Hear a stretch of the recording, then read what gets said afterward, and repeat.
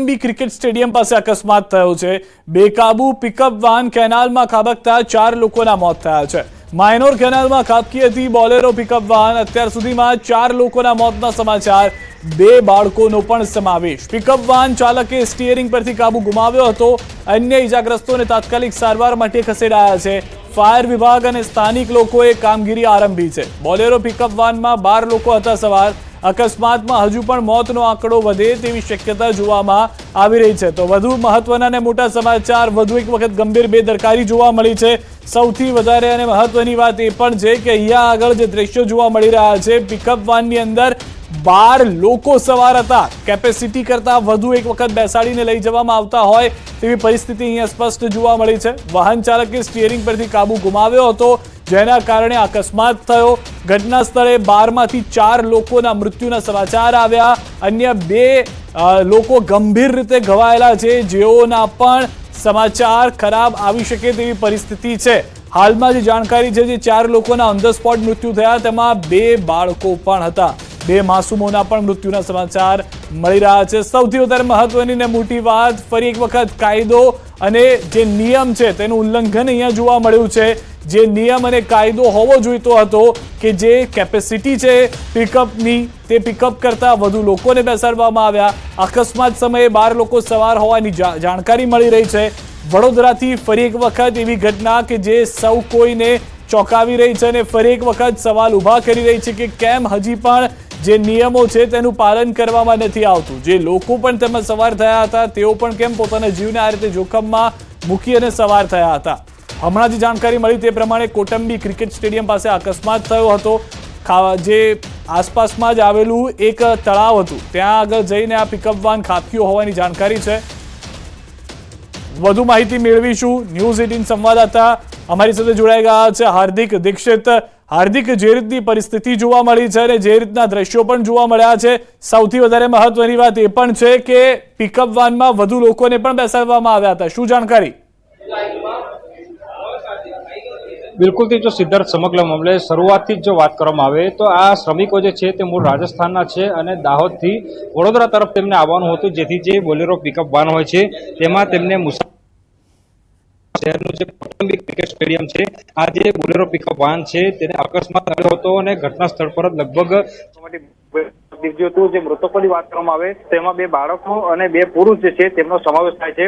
અકસ્માતની ઘટનાની જાણ થતાની સાથે ફાયર બ્રિગેડ અને 108 એમ્બ્યુલન્સ જે છે તે ઘટના સ્થળ પર પહોંચી હતી અને ઇજાગ્રસ્ત લોકો જે છે તેમને તાત્કાલિક સારવાર અર્થે સયાજી હોસ્પિટલ ખાતે ખસેડવામાં આવ્યા છે। દ્રશ્યો તમે જોઈ રહ્યા છો કે તમામ જે ઇજાગ્રસ્ત લોકો છે હોસ્પિટલના જે તંત્ર છે તેમના દ્વારા સારવાર પોલીસની બાબત છે।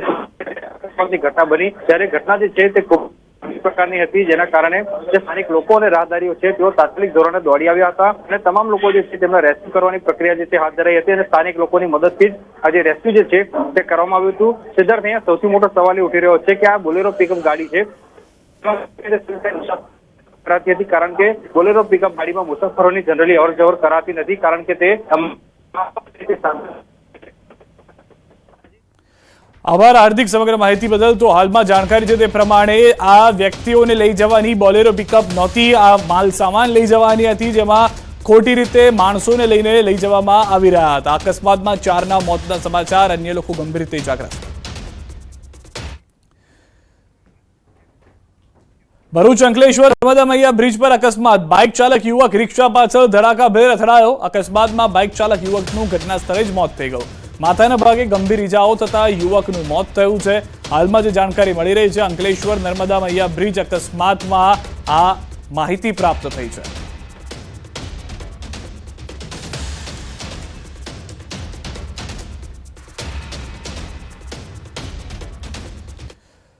અને હવે વાત અગ્નિકાંડના પાપીઓની।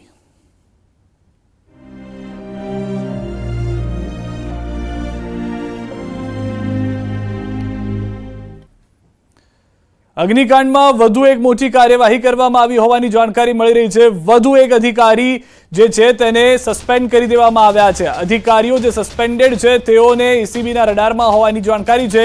એસીબીના રડારમાં ટ્રાન્સફર થયેલા અધિકારીઓની પણ થશે તપાસ। અપ્રમાણસર મિલકત હશે તો થશે કાર્યવાહી। મહત્વના અને મોટા સમાચાર હાલથી રાજકોટથી મળી રહ્યા છે।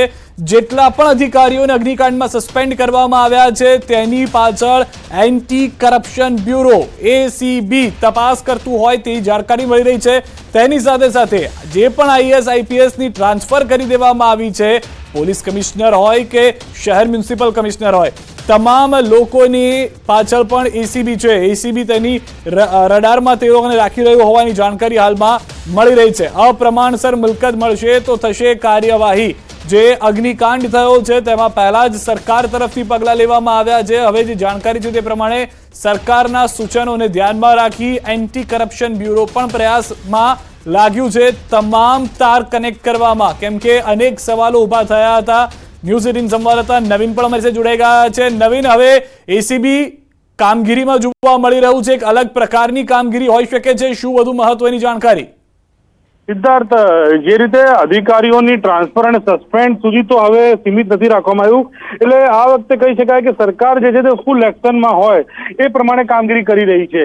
એન્ટી કરપ્શન બ્યુરો એટલે કે ભ્રષ્ટાચાર જે પકડવામાં આવે છે જે શાખા દ્વારા, એ શાખાને કામગીરી સોંપી દેવામાં આવી છે।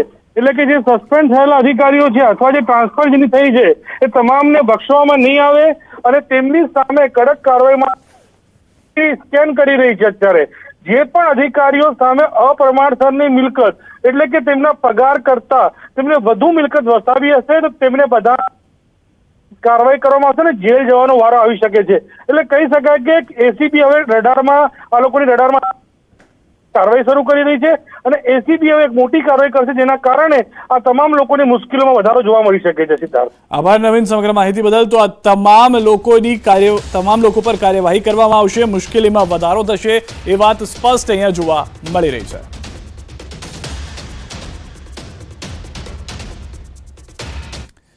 રાજકોટથી મહત્વના સમાચાર, અગ્નિકાંડને લઈને સૌથી મોટા સમાચાર। વિવિધ વિભાગના અધિકારીઓની પૂછપરછ, ફાયર, પીજીવીસીએલ અને પૂર્વ ટીપીઓની પૂછપરછ ક્રાઇમ બ્રાન્ચ કરી રહી છે। આ પૂછપરછ વધુ માહિતી જે મળી રહી છે તે પ્રમાણે એક તરફ એસીબી એક્શનમાં આવી છે સસ્પેન્ડેડ અધિકારીઓને લઈને, બીજી તરફ અગ્નિકાંડમાં વિવિધ વિભાગના અધિકારીઓની પૂછપરછ કરવામાં આવી રહી છે। એસઆઈટી આજે સ્પષ્ટ કરી ચૂક્યું છે કે કોઈ પણ અધિકારી હશે તેની પૂછપરછ કરવામાં આવશે, પદાધિકારી હશે તેની પણ પૂછપરછ કરવામાં આવશે, કોઈને પણ બક્ષવામાં નહીં આવે તે માટેના પ્રયાસ થઈ રહ્યા છે। ગમે તેટલો મોટો અધિકારી હોય, પૂછપરછ વગર નહીં છૂટે।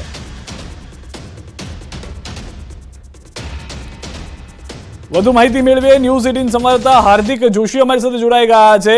હાર્દિક, જે રીતનો અગ્નિકાંડ અને ત્યારબાદની જે પ્રયાસ કરવામાં આવી રહ્યા તપાસમાં, અધિકારીઓ પણ હવે સર્વેલન્સમાં છે, તેઓની પણ પૂછપરછ કોણ કોણ છે, કેવી રીતે પૂછપરછ કરવામાં આવી રહી છે, શું મહત્વના મુદ્દાઓ? ચોક્કસથી સિદ્ધાર્થ, આજે વહેલી સવારથી જ રાજકોટ ક્રાઇમ બ્રાન્ચ ખાતે તપાસનો દોર શરૂ થયો છે, પૂછપરછનો દોર શરૂ થયો છે। સીધા જ હું આપણે ક્રાઇમ બ્રાન્ચ ખાતેના દ્રશ્યો બતાવવા માંગીશ। અત્યારે હાલમાં અહીંયા સસ્પેન્ડેડ જે પોલીસ કર્મીઓ સહિતના જે સસ્પેન્ડેડ અધિકારીઓ છે તેમની પૂછપરછ કરવામાં આવી રહી છે। આ ઉપરાંત વાત કરવામાં આવે તો જે છે રાજકોટ મહાનગરપાલિકાના ફાયર અધિકારી છે તેમને પણ પૂછપરછ માટે બોલાવવામાં આવ્યા હતા। આ ઉપરાંત પીજીવીસીએલના જે એન્જિનિયર છે તેમને પણ અત્યારે પૂછપરછ માટે બોલાવવામાં આવ્યા હતા। તો બીજી તરફ જે છે ગાંધીનગરના ઉચ્ચ અધિકારીઓ પણ અહીંયા પહોંચ્યા હતા। ખાસ કરીને વાત કરવામાં આવે તો જે છે મહેસૂલ વિભાગના સચિવ આઈએસ પ્રજાપતિ છે તેઓ પણ તપાસ કરવા માટે અહીંયા પહોંચ્યા હતા। હાલ જે છે રાજકોટ ક્રાઇમ બ્રાન્ચ ખાતે તમામ અધિકારીઓની પૂછપરછ ચાલી રહી છે। સસ્પેન્ડેડ થયેલા અધિકારીઓને વહેલી સવારથી જે છે તેમને બોલાવવામાં આવ્યા હતા। ત્યારબાદ તેમના નિવેદન બાદ જે વ્યક્તિઓના નામ આવે છે, જે અન્ય અધિકારીઓના નામ આવે છે તેમને રાજકોટ ક્રાઇમ બ્રાન્ચ દ્વારા બોલાવવામાં આવી રહ્યા છે। જેમાં સૌથી ચર્ચાસ્પદ નામ છે તે એમડી સાગઠિયા કે જે પૂર્વ ટાઉન પ્લાનર હતા અને આ સમગ્ર ઘટના બાદ તેઓને જે છે તેમના પદ પરથી હટાવી દેવામાં આવ્યા હતા। તેમની જે જવાબદારી હતી તેમાંથી તેમને મુક્ત ક્યાંક કરાયા હતા, ત્યારે તેમને પણ ક્યાંક અજ્ઞાત સ્થળે લઈ ગયા છે અને તેમની પણ પૂછપરછ અત્યારે હાલ ચાલી રહી છે। પરંતુ કહી શકાય કે હવે જે પણ કોઈ જવાબદાર અધિકારીઓ છે તેમને પણ જે જવાબ આપવા પડશે. ખાસ કરીને રાજકોટ પોલીસ દ્વારા પણ એક એસઆઈટીની જે રચના કરવામાં આવી છે તે એસઆઈટી દ્વારા પણ આ સમગ્ર મામલે અત્યારે પૂછપરછ કરવામાં આવી રહી છે. એક બાદ એક અધિકારીઓ છે તે હવે તેમને રાજકોટ ક્રાઇમ બ્રાન્ચનું તેડું આવી રહ્યું છે. તે અધિકારીઓ જે છે એક બાદ એક અહીંયા પહોંચી રહ્યા છે અને જવાબ આપી રહ્યા છે. ત્યારે બની શકે કે હાલ જે પોલીસની જે તપાસ છે તેમાં અન્ય કેટલાક અધિકારીઓ છે તેમના નામ ખુલી શકે છે અને તેમની સામે વધુ કડક કાર્યવાહી થાય તેવી પણ સંપૂર્ણ શક્યતા છે. જી સિદ્ધાર્થ. આભાર હાર્દિક, સમગ્ર માહિતી બદલ. તો જે રીતે હાર્દિક પણ જણાવી રહ્યા છે, સૌથી મોટી જાણકારી એ છે કે મોટા ભાગના અધિકારીઓ તપાસમાં છે, મોટા ભાગના અધિકારીઓની પૂછપરછ પણ કરવામાં આવી રહી છે. ખુદ એસઆઈટીના જે નિયુક્ત થયેલા કર્મચારીઓ છે, અધિકારીઓ છે, ફક્ત તે લોકો જ આ લોકોની પૂછપરછ કરી અને સીધો જ રિપોર્ટ મુખ્યમંત્રી અને ગૃહ રાજ્યમંત્રી સુધી પહોંચતો કરે તે માટેના પ્રયાસ થઈ રહ્યા છે. પીજીવીસીએલ, પૂર્વ ટીપીઓ, ફાયર વિભાગ, તમામ લોકોની પૂછપરછ થઈ રહી છે. કેવી રીતે 2-2.5 વર્ષથી આ ગેમ ઝોન ચાલતું હતું વગર એનઓસી, વગર કોઈ પણ ડિપાર્ટમેન્ટમાં ધ્યાનમાં આવે, એ સૌથી મોટો સવાલ છે. ગેમ ઝોન અગ્નિકાંડ મામલો, કિરીટસિંહ જાડેજા 8 દિવસના રિમાન્ડ પર. કિરીટસિંહ જાડેજાના 6 જૂન સુધીના રિમાન્ડ મંજૂર થયા છે. કિરીટસિંહે જામીન ગેમ ઝોનને લઈને 8 દિવસના મંજૂર થયા હોવાની જાણકારી મળી રહી છે. કિરીટસિંહની ભૂમિકા શું છે તો એ પણ જણાવી દઈએ કે કિરીટસિંહે જમીન ગેમ ઝોન માટે ભાડે આપી હતી, જેને લઈને તેઓ ઉપર પણ તપાસ કરવામાં આવી, તેઓની ધરપકડ કરવામાં આવી અને તેઓના હવે 8 દિવસ સુધીના જે રિમાન્ડ છે તે મંજૂર કરવામાં આવ્યા છે. રાજકોટ આગકાંડમાં 27 લોકોએ પોતાના જીવ ગુમાવ્યા છે, જેમાં 25 લોકોના ડીએનએ મેચ થયા છે અને મૃતદેહોને તેમના પરિવારજનોને સોંપી પણ દેવાયા છે. તો આ તરફ સરકારે નિમેલી સ્પેશિયલ ઇન્વેસ્ટિગેશન ટીમ તપાસનો ધમધમાટ ચલાવી રહી છે. એસઆઈટીની ટીમે અત્યાર સુધી કરેલી તપાસ અંગે ગૃહ રાજ્યમંત્રી હર્ષ સંઘવીને માહિતગાર કર્યા છે અને સમગ્ર મામલે કડક કાર્યવાહી કરવા સંઘવીએ એસઆઈટીની ટીમને આદેશ આપ્યા છે. આ સમગ્ર આગકાંડમાં અત્યાર સુધીમાં 5 લોકોની ધરપકડ કરાઈ છે, જ્યારે ફરાર એક આરોપીને પકડવા માટે પોલીસ કામગીરી કરી રહી છે. સાથે સંલગ્ન વિભાગોના અધિકારીઓની પણ પૂછપરછ ચાલી રહી છે.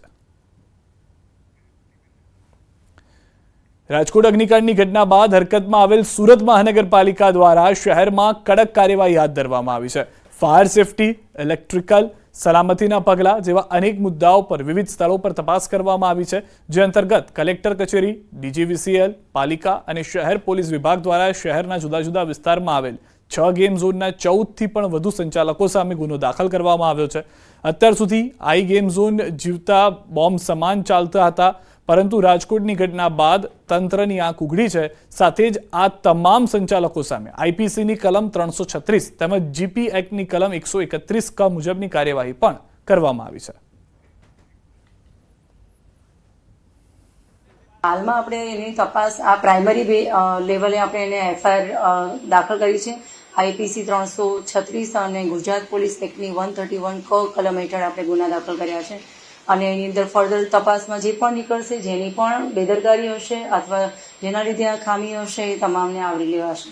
હાલની અંદર રાંદેરની અંદર the great fun amusement park, પાલમાં ધ ફેન્ટેસિયા, ઉમરામાંથી શોર્ટ ગેમ ઝોન છે અને વેસુના 3 ગેમ ઝોન છે. એમાં રિબાઉન્સ, બ્લેક બની અને એક્સપ્લોરર, એમ ટોટલ અત્યારે હાલમાં 6 ગેમ ઝોનના ઓનર ઉપર આપણે ફરિયાદ દાખલ કરી છે. સૌથી મોટું ગેધરિંગ થાય છે. કહેવાનો મતલબ કે જાનમાલનું સૌથી વધારે નુકસાન થવાની જે સંભાવના હોય, સૌથી પહેલા આપણે એને ઉપર ચકાસણી કરી અને કાયદેસરની કાર્યવાહી કરવાના પગલાં ચાલી રહ્યા છે. રાજકોટના આગકાંડ બાદ મોડે પણ અમરેલી જિલ્લા તંત્ર હરકતમાં આવ્યું. રાજુલા નગરપાલિકા વહીવટીતંત્રએ પોલીસને સાથે રાખીને વિવિધ જગ્યા પર ચેકિંગ હાથ ધર્યું. વિવિધ મોલ, ટ્યુશન ક્લાસીસમાં ફાયર સેફટીના સાધનોને લઈને તપાસ હાથ ધરવામાં આવી છે, જે અંતર્ગત સોમનાથ ટ્યુશન ક્લાસીસમાં ફાયરના સાધનોના અભાવના પગલે એકમને સીલ કરીને કાર્યવાહી હાથ ધરાઈ.